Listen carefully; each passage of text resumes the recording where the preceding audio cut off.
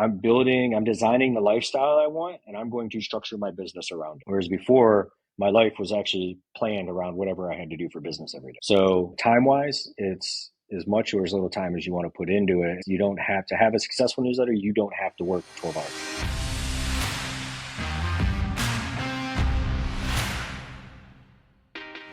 What's up, everybody? Joel Irway here, and welcome to another very special episode of Experts Unleashed. Now, I'm super excited for our guest here today because we're going to dive all in and we're going to talk about newsletters with my guest, Nate Kennedy. I am fascinated on this topic. I've already paid Nate some money to learn about the newsletter model. I've known Nate for years, and so we're going to just do a deep dive on what newsletters are, what the newsletter method is, why newsletters and why they're important for every entrepreneur in terms of asset creation, owning these assets, and how you can monetize them. I'm super, super pumped to be talking about that. Nate is the owner and the host of Uncommon Advice, and he focuses exclusively on newsletters as an asset that entrepreneurs can use to produce all sorts of different revenue streams. So before we dive into that conversation here today, this episode is brought to you by getinspired.app. Now, have you ever seen a great ad or a piece of content from your favorite creator and ever thought to yourself, man, I wish I wrote that? Well, now you can. Inspired is an AI browser extension that can take winning ads and content and add them to your offer and adapt them to your offer and messaging in just 2 clicks. Transform your favorite content for your own brand right now and grab a 14-day free trial at getinspired.app. Nate, what's up, dude? Welcome to the show. What's going on, man? I'm excited to break down newsletters with you, man. Yeah, so let's start. Give our audience a quick background about your journey or a little bit about how you got into newsletters, and then we will dive in. Yeah, absolutely. I got my start in the online marketing space. I started dabbling back in 2006 and beginning of 7. And then I got into my first real thing was like generating emails and sending out affiliate products. Didn't think much of it, but that's how I generated my first revenue online, my first sale. That panned in. Fast forward a little bit, I had an agency for 10 years that I ran.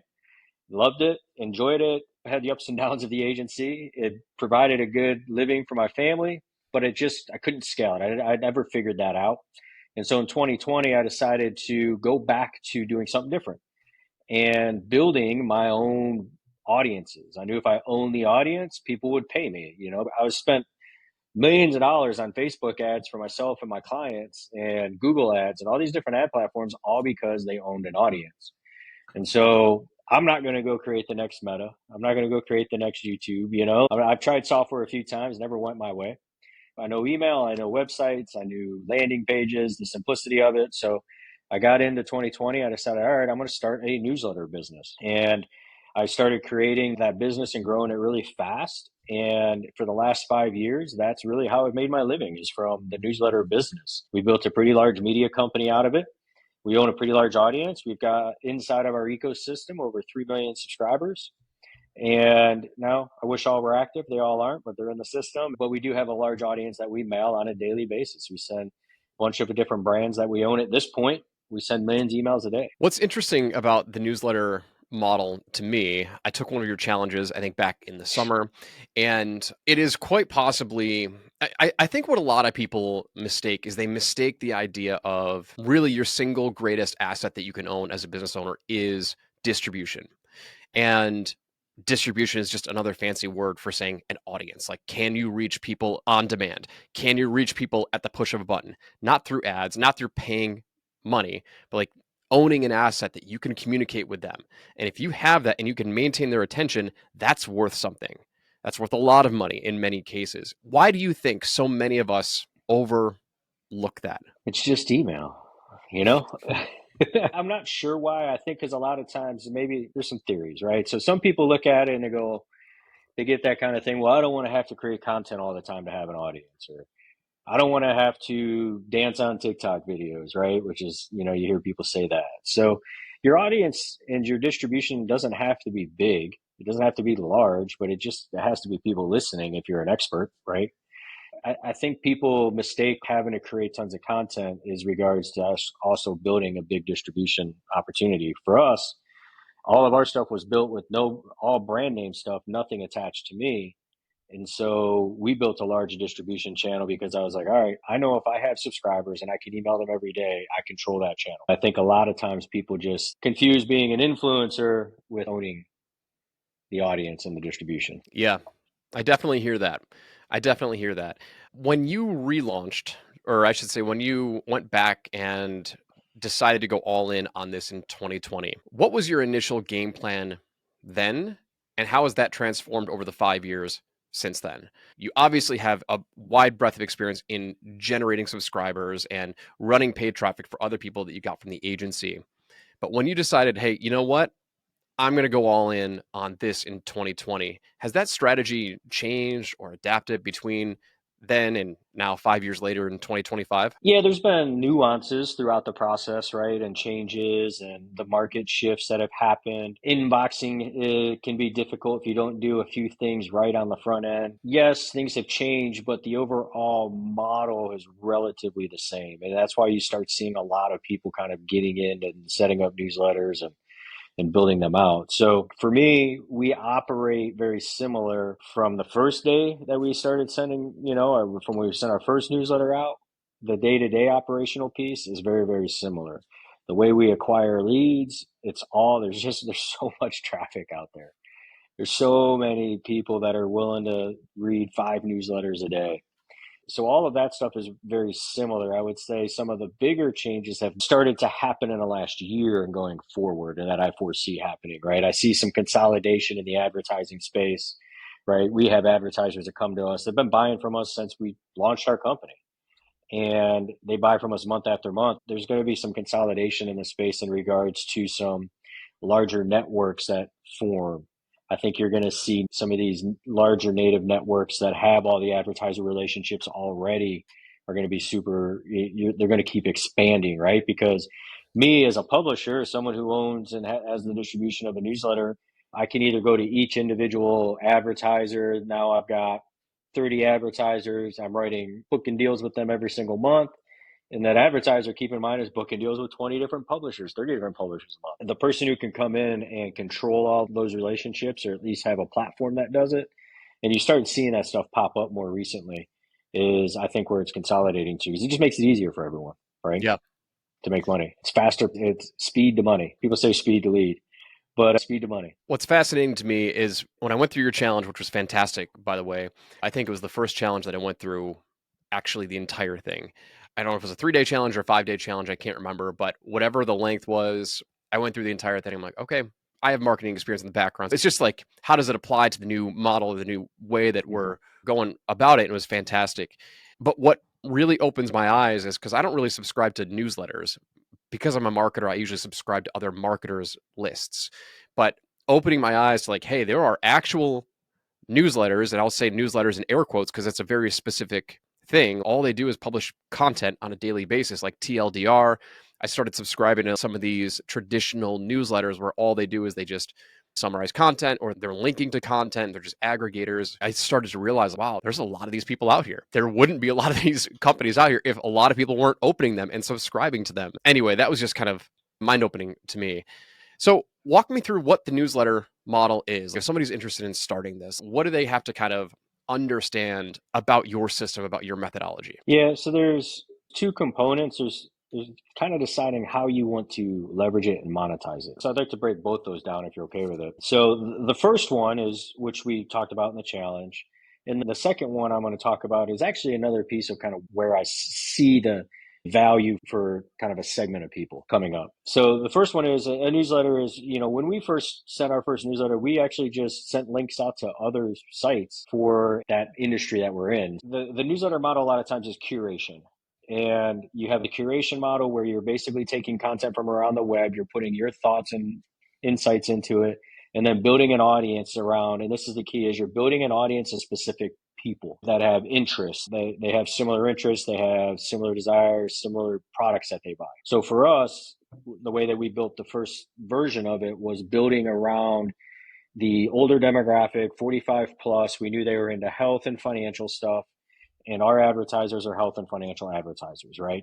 So we said, we know this audience will buy these products. So we built a newsletter that delivers content to them specifically that we know they're interested in. So that's really one of the newsletter models. And if you see the example of Morning Brew, right, it was young professionals that they were going after when they first launched that.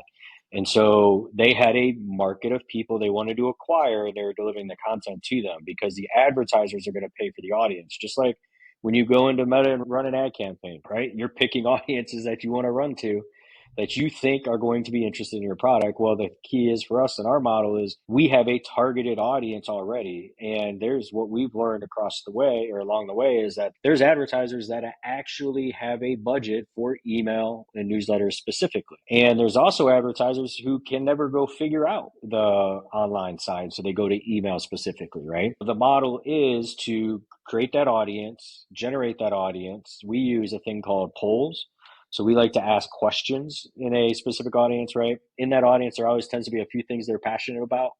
And so we set up a poll. We let them fill out that poll and kind of vote on it and then give them the results of it. And then we follow up with some newsletters and content from there. That's been able to generate us leads at $1 and lower along the way. Some depending on the niche, that's going to range. Ours, it's usually $1 or even less. And so it allows you to, when you can generate subscribers for $1 and not have to worry about upsells, downsells, cross sells, right? And you can just build a large audience of people that are hyper focused. You know you're going to generate your revenue because you have those advertisers every month buying from you. Mm-hmm. So that's the model that we started with in 2020. I still have that model. It's very successful for us. And where we're moving to now and kind of launching another piece out, and where I see kind of the coaching and expert model, right? The industries, the course creators is more of a micro newsletter, right? So you have to have editors and content and AI with the model that I'm talking about. Luckily, AI has evolved dramatically since 2020, Mm-hmm. and it's rapidly still changing every day. And so that's made it very easy for us and allowed it. You don't have to be an expert writer. You don't have to have a bunch of editors, even. We've got a process that generates unique content through AI right now for us, and we still get the same open, same clicks as well. Now, the thing is, what happens is you're starting a new business with that model, right? But if you're a coach or a consultant or expert or a course creator, you want to monetize your subscribers even more. And what happens is a lot of those people in that industry, they just send sales email. And so you can create a micro newsletter that is content driven and with an additional brand attached to you. Like mine is Uncommon Advice. For Nate Kennedy, I have Nate Kennedy and Uncommon Advice as well, right? So it's separate. I have my sales emails I send, and then I have my newsletter that I. So the micro newsletter is we really kind of came about because a lot of people they're not professional writers. They don't have editorial on their staff like Morning Brew or like some of these other massive like Industry Dive, some of these massive newsletters that are out there. TLDR's got a larger staff too, right? Most people don't have that. They don't want to go hire that. They don't want to create that. So the micro newsletter with leveraging AI allows you to take your content and dish value out into the marketplace, but still increase your sales and revenue internally. And it allows you to touch your audience twice a day if you want to send daily, as opposed to just sending a sales email. So what happens is, I know a lot of people, it's like churn and burn, right? Buy or die kind of Yep. mindset. A lot of Yep. these guys are. And so this is a way that you can separate yourself by providing value, increasing your authority, increasing your brand awareness, increasing your relationship um, within the audience that you've developed, right? And then generate more revenue along the way. And you also, ideally, you're in a position as you're generating more revenue through this, subscribers stay longer, so they become more valuable. And then in turn, you can actually, you're doing all of this without increasing your ad spend, which is obviously a great opportunity for people, right? Because a lot of times, you've been in the space, man. We were talking about it before about low ticket offers and the different pieces in them. And sometimes you just keep churning low ticket and churning and churning and churning. You forget about the people on the back. Yep. That's what a lot of So, people do. You know, it's mhm. so we're addicted to the dopamine hit of I need more leads. I need more leads, right? That's the dopamine hit of marketers like you and me that the successful ones have to push their focus downstream a little bit if they really want to maintain it. I want to go back to one thing that you talked about in Mhm. your two-part model. So part one was the polls, correct? Then that's how Yes. you generate the leads. And you mentioned a lot of people focus on upsells, downsells, cross sells, etc. I want to go back to that. So are you saying Okay. because you're able to generate leads so affordably at around $1, and obviously every market's going to be different, right? But Mhm. because you're able to generate leads so affordably, does that mean you're not offering them upsells or like in that funnel? Like this is just a Oh, list generator? great question. So for me, let me kind of take a quick little bit step back from there. Yep. I came from an agency. I was a hired gun. I was building funnels, running traffic for all my clients. I wanted something super simple to generate leads that I could just email every day. Yep. And so we kind of evolved into this one step funnel piece, which is polls, asking questions. But in that process, we actually generate revenue. It's not money. I didn't have any products. If you have your own products, awesome. It works great there too. But if you don't have products and it's a brand that you want to build that doesn't involve you in regards to your face and your personality, then you can build it out and leverage other people's products on the affiliate side to generate revenue along the way. So right away, when people subscribe, we have one money moment that happens. And that money moment is, hey, you subscribe to our newsletter. Why don't you check these other ones out that are in similar industries that you might like? And then when they say, yeah, I like this one and this one, and then obviously they subscribe to those people pay you. Initially, at first, I was very hesitant to do that because I'm like, no, I got to read my newsletter, only me. And then I realized when we started looking at, as we had more and more newsletters, they were reading, these people were on and still are on multiple newsletters, reading multiple newsletters a day. So for us, it's like, all right, well, let's offer them something they want and get paid in return. And then we also, the next money moment is on the thank you page because on the poll, we're wanting them to engage. The number one thing that we want to do when we get that subscriber is we want them to open and engage our email. If they don't do that, if you pay for 10 leads that come in and only one actually opens your email, then it just costs you 10x for that lead, right? Mm-hmm. So the biggest thing with our poll we figured out is, all right, well, let's get them on the thank you page after that boost. We get them on the thank you page and we tell them, check your email for the results. And they have to go to the email, and on that page, we have an offer in front of them. So we generate revenue there. They send the email out. The system sends the email out. They click on it, and they go to the thank you page. And now we've done the most. It's kind of the holy grail. Get a click, right? Yep. So get that clicker. And now they're on the thank you page with results. And then we're building trust along the way because we're fulfilling what we told them we were going to do. And then we have some congruent offers in front of them. So sometimes you can generate a dollar per dollar return. Sometimes you're generating 25 cents back on every dollar you spend. It just depends. Every niche is different. But so Got it. yes, we are generating revenue. Got it. You are sending some sort of offer relatively Correct. quickly after they opt in. And we're doing it as recommendations. We're not trying to hard sell anyone. We're not doing any of that. It's more like, by the way, check this out. Cool. Yeah. What are they? There's a marketing term for it when you're recommending other lists, like other email newsletters. Is that co-reg? Co-reg. Co-registration. Okay. Awesome. Does that seem to work well? The marketer in me, I think from generating the lead and making recommendations of other newsletters, like I get the value in that. But if you were paying for those other leads, like let's say you wanted to pay to be recommended to other people who are being opted in, are those leads quality? Like I would assume that those are probably lower quality leads because they're just selecting a box. Like I remember going through some of those processes, like, hey, would you like to sign up for Tim Ferriss's newsletter or whoever, right? Are those quality leads? Because I remember clicking on some of those and then just totally forgetting who I clicked on and not expecting their email. There's different levels of quality of lead, right? Mm-hmm. So if you're a newsletter, the best lead you can get is sending your offer to someone else's newsletter, right? Mm-hmm. They're already a newsletter reader.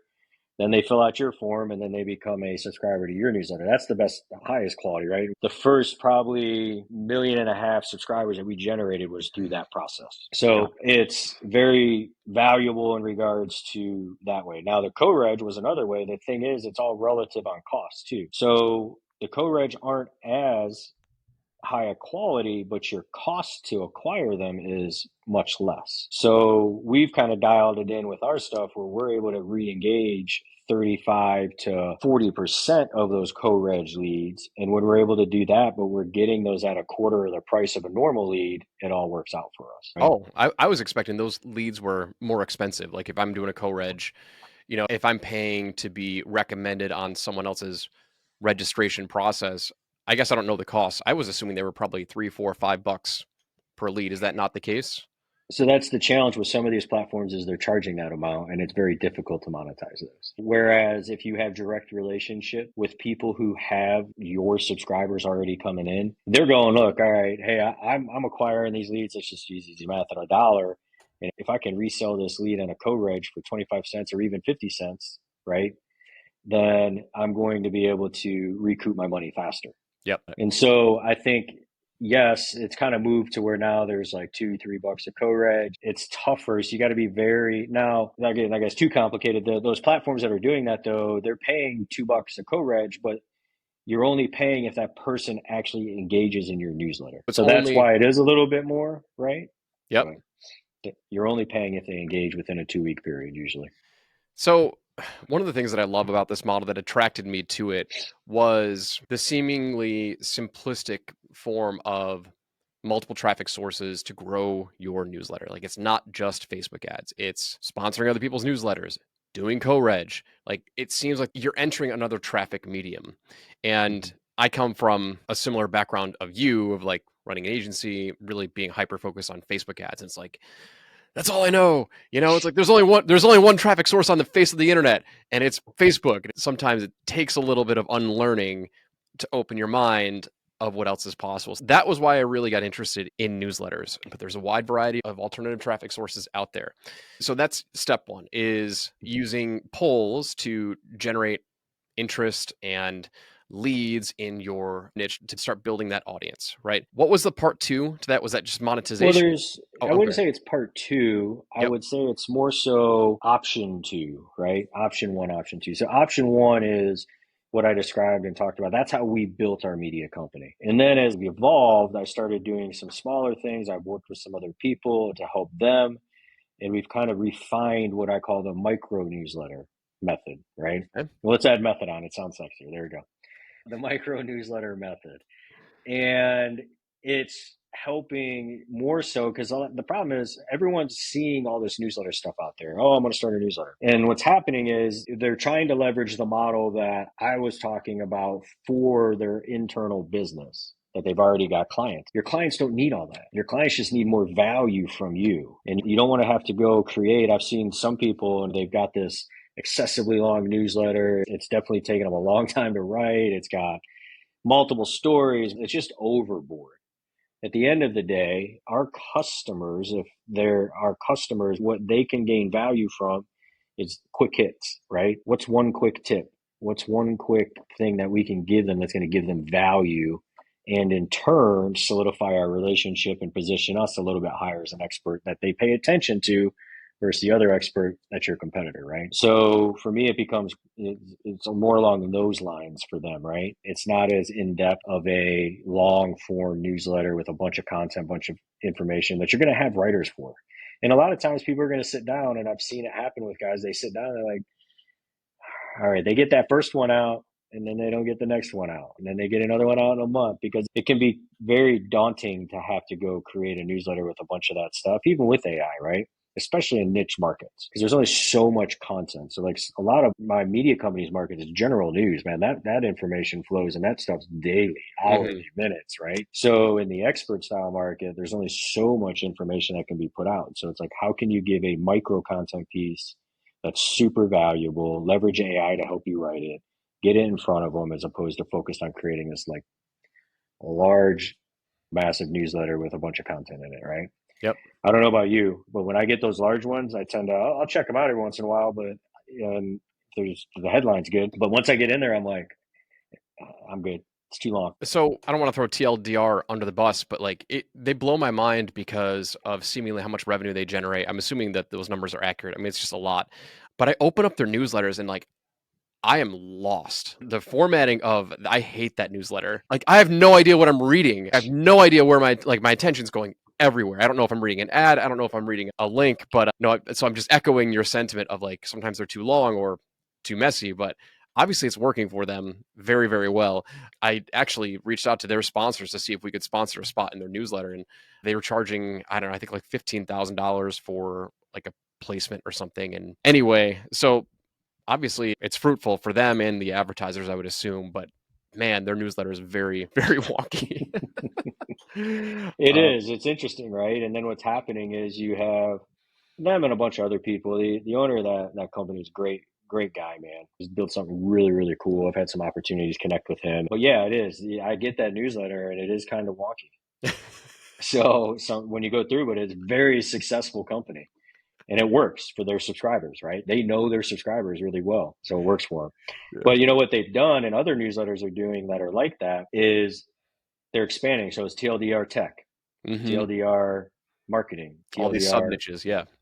And so what happens then, as soon as you start engaging with a marketing piece, now all of a sudden you're getting the marketing one, right? Yep. That's how they can grow pretty quickly as well in other niches. And then all of a sudden now their advertising space just doubled, right? The amount of space that they can sell. Have you seen a newsletter model spin from, say, a podcast, right? Like where you might interview someone once a week, or like an interview style podcast where you do regular interviews and somehow that turns into, or maybe like newsletters built on the front and like the content delivery piece is the podcast, or do you see those as conflicting mediums, or they can possibly work together? Because I'm assuming part of the value of building a newsletter list is like sending them newsletter style content, maybe not like podcasts, because they might not be expecting podcasts. I don't know if my question is clear, but you kind of get an It's idea of very, like yeah, what. I get what you're saying. So Yeah. I actually, when I have a podcast, I send it in my newsletter. So I will definitely include it now, but I'll create more of like a summary kind of, hey, the whatever, maybe one of the core topics that I talked about, I'll give that tip and Yep. that strategy. And then I'll also link to the newsletter. And I also, one thing too is, which I think a lot of people overlook, is if you're one of those experts who's creating a lot of content on a weekly basis, right? And you're growing your digital audience on Instagram, you're growing it on Facebook, you're growing it on TikTok, wherever it is, right? If those, why you should have a newsletter 100% is because, and you can see a lot of these larger business experts that are out there building on have gotten into the newsletter space because they understand the value of it. You'd be able to extract that audience onto your list. So what happens is, yes, for podcasts, drive them all there, right? Get them onto your newsletter, because then when you don't have stuff that's not newsletter driven, that's not podcast driven, you can still send it to them. But where I'm going with that is, if you're one of those people, you can basically send a weekly roundup that just links to all the different stuff that you pushed out that week. So what's it going to get you? More views, more engagement, right? And it's going to build more affinity and better relationship with those people because they're seeing your face as well. But kind of roundabout way to answer your question. But yes, there is massive value inside of it. And so if you have a newsletter, one of your newsletters, let's say you're sending 2 a week, one could be the podcast if you do a podcast every week. Hey, just quick update. What's that going to do for you though? It's just going to get you more views, more downloads. People are going to be recognized. They don't always see it on their Yep. phone, right? So you're just hitting them in another medium. It is funny to see a lot of like the big name social media influencers, like people who've built a large audience on social but haven't done anything with email, finally start to see the value of an email list. Like Tim Ferriss was one.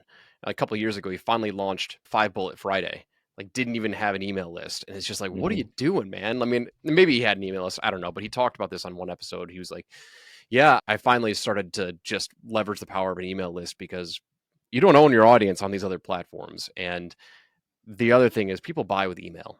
Email is the most valuable platform Yep. you can own or you can use. And that's what we know. Like you and I know that because we've run businesses and we've made a lot of money with email. And it's funny to see the blind spots of seemingly successful people and then not leverage some of the most valuable real estate they can own, which is an email address. Anyway, just some musings and thoughts there. What are some of like the biggest mistakes people make when it comes to like selecting their niche with a newsletter? It's like, all right, I get it, Nate, I'm ready to build a newsletter, right? And what's the thought process you take them down when you go to helping them select their niche? Yeah, so option two we talked about on the micro newsletter, those people already have their niche and all that, right? So I won't address that. So if you're looking to get into the newsletter space, you're looking to build out a brand that's potentially not attached to you, and you want to grow that newsletter and generate a bunch of money in advertising dollars, right? So our process is, one, there's not riches in every niche. Not every niche is rich. The first thing I want to look at is, are people already successfully creating content and value in that industry, in that niche that you're looking at? And if they are, fantastic.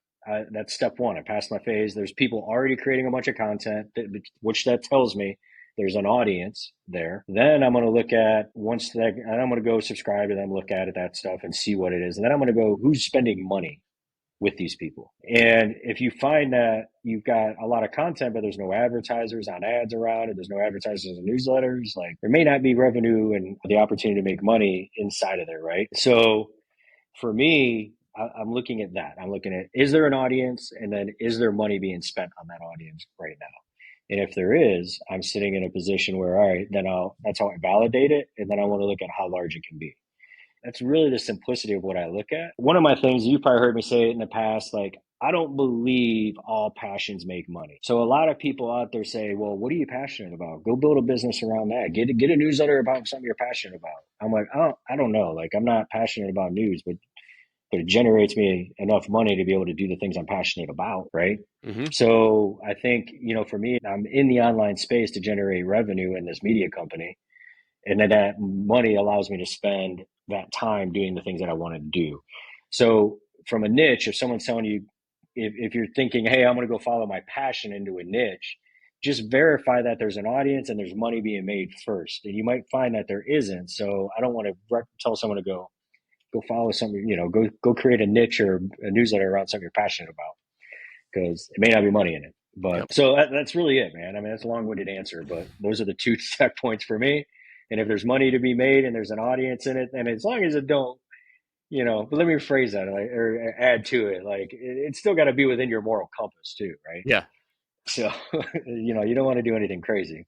You got to have continued motivation to want to keep serving them, right? So you got to Yeah. have a continued interest in it. Otherwise, you'll never be able to keep that fire lit. It's like, it's gonna be a slog to just Well, create. for me, I don't write a newsletter right now. I don't send newsletters. I don't press send daily. I don't write them. I don't even read our content anymore. Once you build the system the right way, and if it's in a niche that you're not passionate about, like, it doesn't really matter, because you build the team around this money machine that just Mm-hmm. cranks out revenue, right?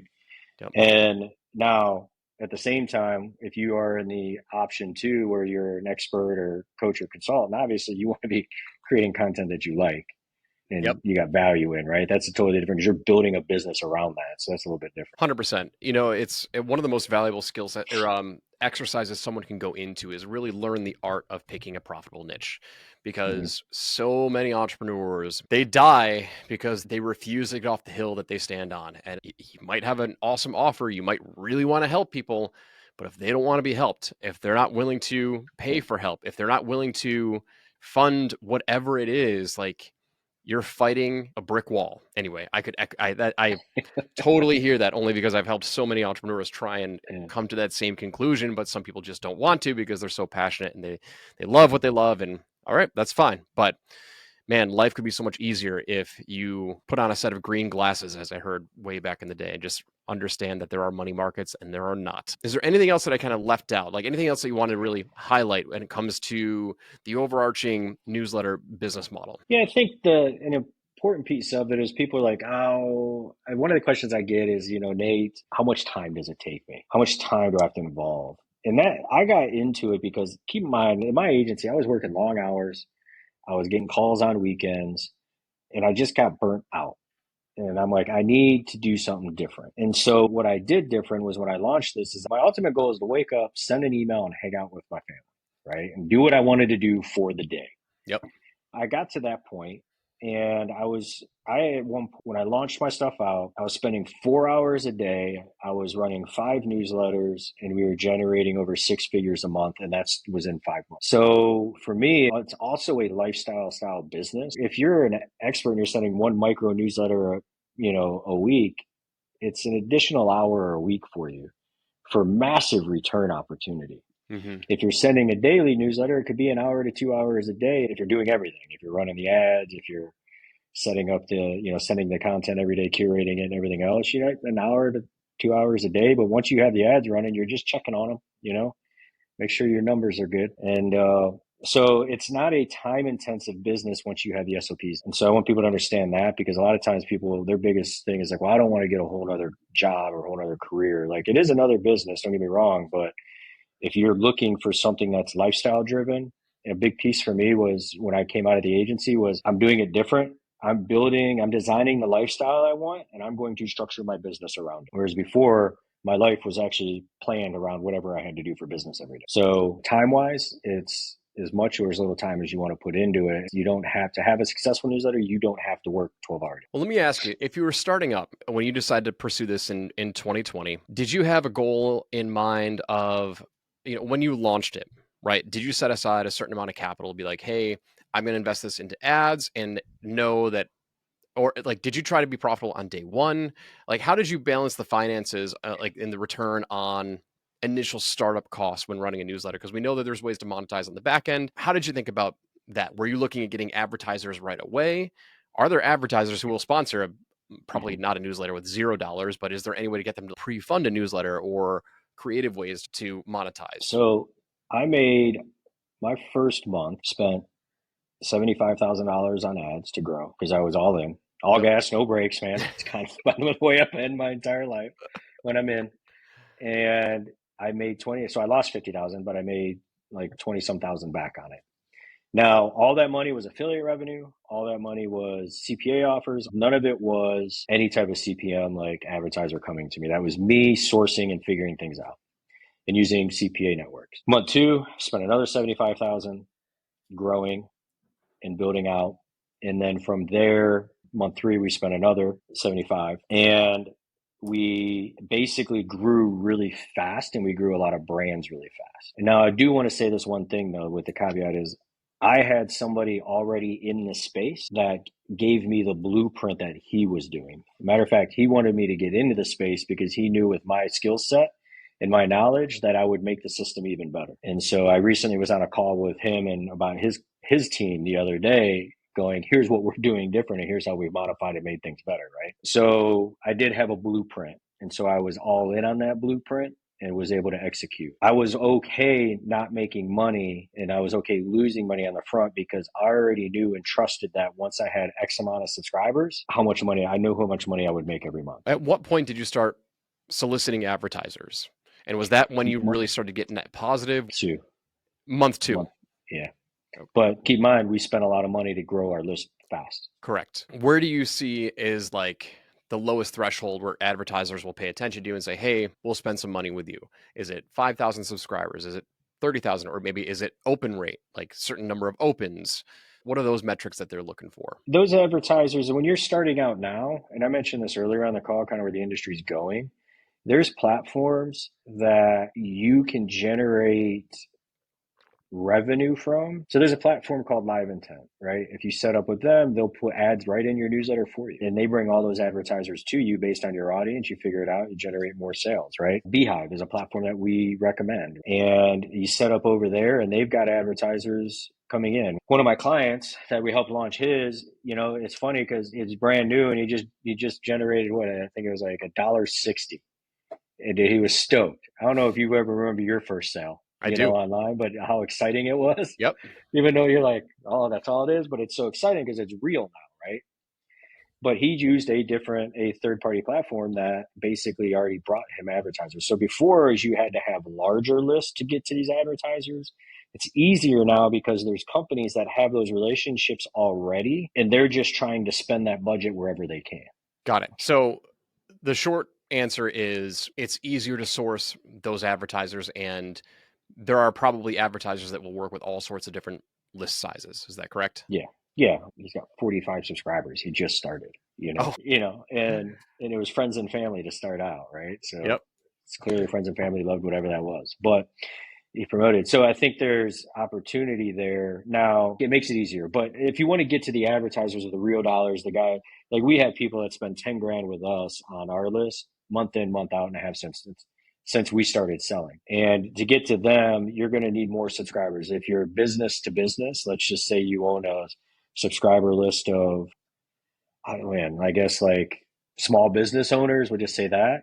There's more value for advertisers in that niche. And so then so you may be good with 5,000 to 20,000 subscribers, get someone to start spending money with you. Whereas our stuff where we have general news and we have kind of just business to consumer stuff, advertisers want to see a little bit larger audience and you want to have a little bit larger audience because they're paying less to get in front of them. And so for us, we're going to generate 1,000, depending on the size of our list, $1,000 to $3,000 for every mailing that we send for a client. We have multiple brands, whereas there's also companies that have large audiences and that have grown to large audiences, and you even TLDR 15,000 for a sponsorship, right? There's a Join 1440, which is a large one. I think they're like 50,000 for one sponsorship because they have a large audience. Do you ever leverage influencers, like social media influencers, for like shout outs? You 100% can. I have not, but I've seen other people do it. Because I've seen some of those micro influencers can be affordable. I've seen people like launch entire SaaS businesses off of like $100 shout outs from like Oh, these wow. micro like TikTok influencers, people who I would say maybe not just TikTok, but like some of these micro influencers don't know the value of their audience. And so they kind of sell themselves out because they're just like, oh, cool, $200. Someone wants to pay me. Sure, I'll do a shout out. And it's like, well, you don't realize like this guy probably made like 15 grand off of you because you Yeah. shout him out. Anyway, this has been fascinating. Every time I chat with you or follow your challenge stuff like it, I just get more excited about newsletters. And it's just, for me, it's deciding the right time to go all in on it because I know that there's value with it. And so where can people follow your stuff, Nate? Let's drop some links and send people your way. Yeah, so my social handles are Nate Kennedy MD, but the best place to go is natekennedy.com/newsletter. Perfect. Let me guess, you got a Subscribe. newsletter? Yeah, I do. Helping helping people do common marketing uncommonly well. That's Joel. right.